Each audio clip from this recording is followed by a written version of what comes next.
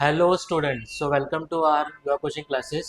आई hope कि हमारे सारे वीडियोस से आपकी स्टडीज़ में बहुत सारा आपको हेल्प होता रहेगा। उस पर आपको कॉन्सेप्ट की अगर ज़रूरत रहेगी किसी भी टॉपिक की तो आप अपने कमेंट बॉक्स में आप लिख सकते हो, तो हम लोग उसके ऊपर वीडियो बनाएंगे। तो आज हम लोग डिस्कस करने जा रहे हैं अपना एक नया टॉपिक है issue of shares.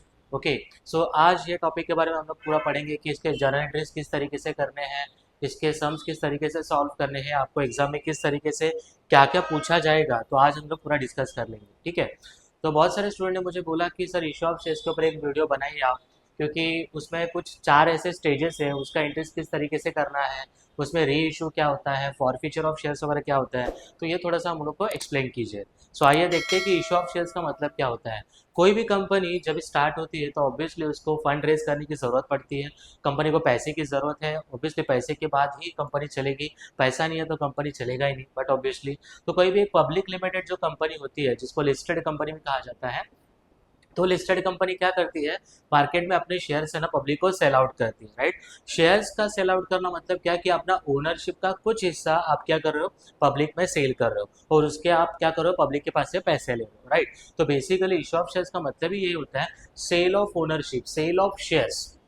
Right, company क्या करेगी, अपना ओनरशिप का कुछ हिस्सा पब्लिक को सेल करेगी और उसके वो पैसे लेगी। राइट, तो यही शेयर्स बेच के जो कंपनी को पैसा मिलता है, उसी पैसे से कंपनी क्या करती है, बिजनेस करती है। और बिजनेस होने के बाद उसमें जो भी प्रॉफिट होगा या लॉस होगा, जो भी प्रॉफिट होगा वो क्या करेगी, डिविडेंड के स्वरूप में सबको क्या करेगी, डिवाइड करेगी। और उसी को हम लोग क्या बोलते हैं, डिविडेंड बोलते हैं। Dividend it's a part of profit. Right, so profit है वो सारे के सारे शेयर होल्डर्स में डिवाइड होगा। दैट सपोज करो कि मेरा कंपनी है, मैंने क्या किया, 10 लोगों से मैंने पैसा लिया, 10 लोगों को मैंने कंपनी का शेयर सेल किया और उनके पास से मैंने क्या किया, पैसा लिया। राइट, तो अभी मैं पूरा नहीं बोल सकता पूरा कंपनी मेरा है। राइट ना, वो 10 लोगों का भी वो कंपनी हो गया। अभी 10 लोगों में मेरा ओनरशिप बढ़ गया, अभी डिवाइड हो गया। कुछ शेयर्स मेरे पास भी रहेंगे, ऑब्वियसली मैं भी ओनर रहूंगा, पूरे के पूरे शेयर्स तो नहीं बेचूंगा। राइट ना, तो मुझे जो भी प्रॉफिट होगा बिजनेस में, वो प्रॉफिट सारे के सारे 10 शेयर होल्डर्स में डिवाइड हो जाएगा और इसी को हम लोग डिविडेंड ऐसा कुछ बोलते हैं। ठीक है, तो आइए देखते हैं कि इशू ऑफ शेयर्स का एक सिंप्लीफाई किया हुआ मीनिंग किस तरीके से रहेगा। तो इशू ऑफ शेयर्स का मतलब होता है sale of shares by the company to the public. Right, मैंने आपको ज़्यादा कॉम्प्लिकेटेड करने के लिए ऐसे लंबा चौड़ा ऐसा एक्सप्लेनेशन नहीं दिया है। आपको पता है, मुझे पता है कि आप लोग को ज़्यादा बड़ा एक्सप्लेनेशन पसंद नहीं आता है, तो यहाँ पे एक शॉर्ट एंड स्वीट मैंने यहाँ पे बता दिया। ठीक है, sale of shares by the company to the public. Obviously अच्छा, पब्लिक को अगर शेयर्स अगर बेचेंगे तो ऑब्वियसली थोड़े ना फ्री में बेचेंगे, उसके पास से पैसा तो लेगी पब्लिक के पास से। राइट ना, तो जब भी कंपनी पब्लिक के पास से पैसा लेने के लिए जाएगी, तो पब्लिक के पास अगर पूरा पैसा नहीं है तो कंपनी ने उनको 4 स्टेजेस का ऑफर देती है। राइट ना, सपोज करो कि एक शेयर्स का फेस वैल्यू है 10 रुपीज़। ओके, फेस वैल्यू है, फेस वैल्यू को नॉमिनल वैल्यू भी कहा जाता है, जो कंपनी खुद का वैल्यू डिसाइड करती है या आरओसी की तरफ से मिलता है। ओके, सो शेयर्स का वैल्यू 10 रुपीज़, तो कंपनी उनको क्या बोलेगी कि आप क्या करो कि ये जो 10 रुपये है आप क्या करो, उसको इंस्टॉलमेंट्स में दो। और उन्हीं इंस्टॉलमेंट को कंपनी ने 4 नाम दिए हैं। सबसे पहला जो आपका इंस्टॉलमेंट होता है उसको बोलते हैं एप्लीकेशन, उसके बाद होता है सेकंड होता है अलॉटमेंट, उसके बाद है फर्स्ट कॉल, उसके बाद होता है आपका फाइनल कॉल, जिसको सेकंड कॉल भी कहा जाता है। तो ये 4 स्टेजेस में कंपनी क्या करेगी, आपके पास से पैसा रिसीव करेगी। राइट, सपोज करो कि ए करके एक शेयर होल्डर है, उसको हम लोग ने एक 10 रुपीज़ वाला शेयर्स बेचा है, तो उसको हम लोग क्या बोलेंगे कि सर आपको कितने शेयर्स चाहिए, तो उन्होंने बोला कि मुझे 100 शेयर्स चाहिए। बोला ठीक है, 100 शेयर्स ले लो। तो उसके पास ये अमाउंट कितना आएगा अपने को, 1000 रुपीज़। राइट, 10 × 100 कितना, 1000 रुपीज़। लेकिन उस ए के पास ये पूरा 1000 रुपीज़ नहीं है, तो वो क्या बोलेगा, सर मुझे कुछ इंस्टॉलमेंट दे दो। ठीक है, कंपनी इसको क्या बोलेगी, ठीक है कि जब भी आप हमारे पास है ना शेयर्स के लिए अप्लाई करोगे, ऑब्वियसली आपको क्या करना पड़ता है, अप्लाई करना पड़ेगा। चॉकलेट तो आप नहीं खरीद रहे हो कि दुकान में गए पैसा दिया और ले लिया, आप शेयर्स खरीद रहे हो, तो बट ऑब्वियसली आपको कुछ शेयर्स के लिए एप्लीकेशन करना पड़ेगा। तो जिस दिन आप अप्लाई करोगे ना, उस दिन कंपनी आपको बोल रही है कि आप क्या करो, 2 रुपीज़ पे करो। राइट, उसके बाद जब भी हम लोग शेयर्स आपको अलॉट करेंगे, एक्चुअल में देंगे आपको, ठीक है, जब भी आपको शेयर्स अलॉट होगा तभी आप 3 रुपीज़ दे दो। ठीक है, और जब भी कंपनी को पैसे का जरूरत रहेगा तो कंपनी आपको कॉल करेगी। राइट, सपोज करो कंपनी ने फर्स्ट कॉल किया है, तो उसका सपोज करो 2 रुपीज़ मांगा है। ओके। और जब भी कंपनी पूरा क्लोज होने वाला है तभी कंपनी को पैसे का जरूरत रहता है। कंपनी में बहुत शानी होती है, पूरा पैसा आपके पास से रिकवर करेगी नहीं, राइट। कंपनी को पता है कि at the time of winding up, जब भी कंपनी क्लोज होगा तभी भी तो अपने को सब लाइबिलिटी पे करना है और तभी भी तो अपने को पैसे का जरूरत है। तो ऐसे टाइम पे कंपनी ने कुछ पैसा बाकी रखती है जानबूझ के, उसको ही बोलते हैं हम लोग फाइनल कॉल। ओके। ऐसा 3 रुपया लिया, ऐसा 10 रुपीज़ उनके पास से हम लोगों ने कवर अप कर लिया। अच्छा, ये 2 रुपीज़ 3 रुपीज़ 2 रुपीज़ 3 रुपीज़, ये पूरा 100 शेयर्स का लेंगे हम लोग। जितना शेयर्स उन्होंने खरीदा था उतने पूरे शेयर्स का हम लोग पैसा लेंगे। मतलब एप्लीकेशन के टाइम पे हम लोग लेंगे 200 रुपीज़। ओके। अलॉटमेंट के टाइम पे लेंगे हम लोग 300 रुपीज़। फर्स्ट कॉल के टाइम पे लेंगे हम लोग 200 रुपीज़ और यहाँ पे 300। ऐसा करके उनका 1000 रुपीज़ हम लोग पूरा क्या करेंगे, कवर अप करेंगे। तो इश्यू ऑफ शेयर्स में ये 4 स्टेजेस का बहुत बहुत बहुत इंपॉर्टेंट होता है, right. Application, allotment, first call and final call, ठीक है। एवरी स्टेजेस का आपको 2 एंट्रीज करना है। एवरी स्टेजेस का आप कितना एंट्री करोगे बेटा, 2 एंट्रीज आपको करना है। सबसे पहला वाला जो चीज़ है ना, एप्लीकेशन, यह स्टेज में है ना कैसे होता है कि कंपनी पहले पैसे लेगी। ओके।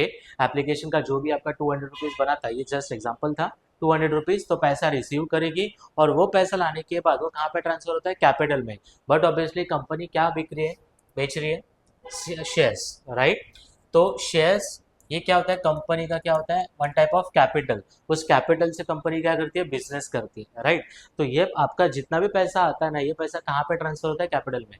तो पहला वाला जो स्टेज है ना, एप्लीकेशन वाला स्टेज, उसमें सबसे पहले कंपनी पैसा रिसीव करेगी, देन उसको कैपिटल में ट्रांसफर करेगी, राइट। उसके बाद तो अभी कंपनी को पता है कि ये बंदे ने अपने पास से शेयर्स लिया है तो ऑब्वियसली आगे का पैसा देगा ही, राइट ना। Allotment, first call, final call, यहाँ पे कंफर्म हो गया कि उसने ले लिया शेयर्स।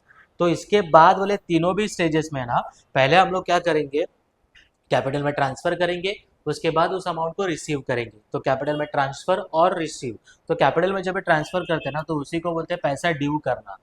पैसा ड्यू करने का मतलब क्या होता है कि हाँ, सामने वाला पैसा देने वाला है तो हम लोग ने ड्यू किया, और एक्चुअल जब भी वो पे करेगा तो उसको बोलते हैं रिसीव्ड, राइट। तो हर एक स्टेजेस के आपके कितने एंट्रीज होने वाले हैं, यहाँ पे 2-2 एंट्री होने वाले हैं, राइट। तो मुझे बताओ कि यहाँ पे टोटल एंट्रीज कितना होगा, हर स्टेज का 2 एंट्री।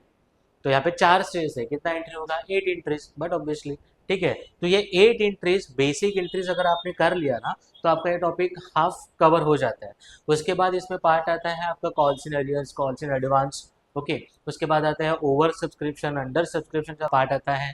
उसके बाद आता है forfeiture of shares, reissue of shares. तो ये कुछ 4-5 ऐसे कॉन्सेप्ट्स हैं जिसको मैं आपको नेक्स्ट वीडियो में आपको अच्छी तरीके से एक्सप्लेन करूंगा, क्योंकि ये वाला जो कॉन्सेप्ट है, अगर इसको आपने अच्छी तरीके से समझ लिया ना आपके भाषा में या आपके कॉन्सेप्ट के लैंग्वेज में, तो आपको ये याद रहेगा बाद में, ठीक है।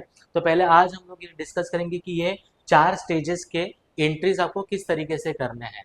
तो यहाँ पे मैं एंट्री में आपको लिख के आपको एक्सप्लेन तो करूंगा ही, बट यहाँ पे मैं आपको एक शॉर्टकट भी देना जिस तरीके से आप याद रख सकते हो। तो जैसे कि मैंने आपको बताया कि यहाँ पे 4 स्टेजेस में आपका पैसा मिलने वाला है कंपनी को, राइट, शेयर जो उसने बेचा था।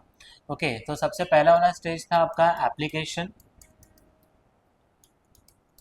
उसके बाद था अलॉटमेंट, उसके बाद था फर्स्ट कॉल और उसके बाद था फाइनल कॉल, ओके, जिसको सेकेंड कॉल भी कहा जाता है, ठीक है। तो बेसिकली आपको ये 4 स्टेजेस का आपको क्या करना है, एंट्री करना है, बराबर।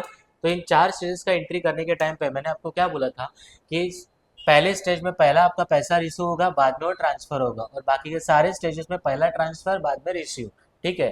तो मेन चीज़ है पहला बैंक, और जो पैसा मिलेगा वो ट्रांसफर कहाँ पे होगा, कैपिटल में ट्रांसफर होगा, राइट। तो ये पैसा आपका कैपिटल में ट्रांसफर होने वाला है। तो सबसे पहली चीज़, जब भी आप इश्यू ऑफ शेयर्स का कोई भी सम अगर करने जाओगे, ठीक है, तो आपको 12th स्टैंडर्ड में ये टॉपिक वगैरह है तो आप अच्छी तरीके से देख सकते हो। तो यहाँ पे सबसे पहले आपको क्या करना है, एप्लीकेशन मनी रिसीव का एंट्री करना है, रिसीव का। So but obviously bank account debit to share application, ये स्टेज के आगे खाली आपको है ना वो शेयर्स का नाम लिखना है। इक्विटी शेयर्स तो इक्विटी शेयर्स, प्रेफरेंस शेयर तो प्रेफरेंस शेयर, ठीक है। So bank account debit to share application account. उसके बाद ये पैसा आने के बाद ट्रांसफर कहाँ पे होगा, कैपिटल में, share application account debit to share capital account, right. उसके बाद यहाँ से जो सेकंड स्टेज से ना आपका फंडा अभी चेंज होगा। पहले हम लोग ट्रांसफर करेंगे, उसके बाद रिसीव। तो यहाँ पे देखो पहला एंट्री हम लोग ने ये वाला किया था रिसीव का, और सेकंड वाला एंट्री कौन सा किया हम लोग ने, ट्रांसफर का। अभी अलॉटमेंट के टाइम पे उल्टा करना है आपको, पहले ट्रांसफर होगा, राइट, मतलब कि share allotment account debit to share capital, ये वाला एंट्री होगा।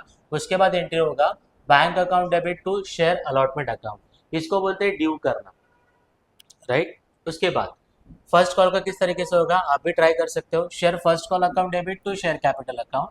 उसके बाद रिसीव करेंगे bank account debit to share first call account, right. उसके बाद share final call account debit या सेकेंड कॉल भी बोल सकते हो उसको, to share capital account, bank account debit to share final call account या सेकेंड कॉल अकाउंट। तो इस तरीके से टोटल आप 8 एंट्री बाय हेड कर सकते हो, या आपके या दिमाग में रख सकते हो एग्जाम के दिन तक, ठीक है। ये कुछ शॉर्टकट्स वगैरह है, तो समझा है आपको। यहाँ पे देखो पहला वाला स्टेज में हम लोगों ने क्या किया, रिसीव का एंट्री, देन ट्रांसफर का एंट्री, और उसके बाद पहला हम लोग ने ट्रांसफर किया, फिर रिसीव किया। यहाँ पे ट्रांसफर किया था, फिर रिसीव किया, ट्रांसफर किया, देन रिसीव किया। आई होप कि आपको ये समझ में आया रहेगा। और यही एंट्री मैं आपको अभी लिखा के देने वाला हूँ कि किस तरीके से वो एंट्रीज रहेंगे। ये आपको समझा रहेगा शायद से। तो देख लेते हैं कि एंट्रीज किस तरीके से रहेंगे। तो जैसे कि मैंने आपको बताया कि इशू ऑफ शेयर्स करने के टाइम पे आपको 4 स्टेजेस याद रखने हैं, हर एक स्टेजेस का 2-2 एंट्री होगा, ठीक है। तो आइए देखते हैं एंट्री किस तरीके से होगा। कि सबसे पहले मैंने आपको बताया था कि एप्लीकेशन मनी रिसीव का एंट्री होगा, उसके बाद उसको ट्रांसफर करना है। So bank account debit to share application account. अगर आपके क्वेश्चन में इक्विटी शेयर ऐसा दिया है तो आप लिख सकते हो equity share application, preference shares है तो आप लिख सकते हो प्रेफरेंस शेयर एप्लीकेशन, ठीक है, जैसे भी आपको क्वेश्चन बोला रहेगा। उसके बाद आपका कंपलसरी एंट्री आना चाहिए एप्लीकेशन मनी ट्रांसफर का। ओके, सो एप्लीकेशन मनी आप कहाँ पे ट्रांसफर करोगे, ऑब्वियसली कैपिटल में।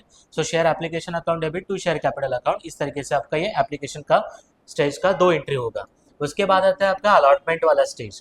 तो अलॉटमेंट के स्टेजेस का ये 2 एंट्री, लेकिन मैंने आपको बताया था कि अलॉटमेंट के स्टेज के टाइम पे आपको क्या करना है कि पहला ड्यू करना है, और उसके बाद आपको क्या करना है, उसको रिसीव करना है।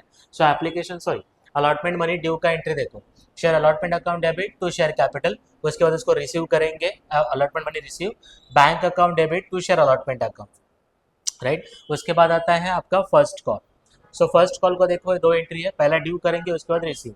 अलॉटमेंट को जैसे ड्यू किया था रिसीव किया था, सेम आपको क्या करना है, फर्स्ट कॉल मनी को ड्यू एंड रिसीव।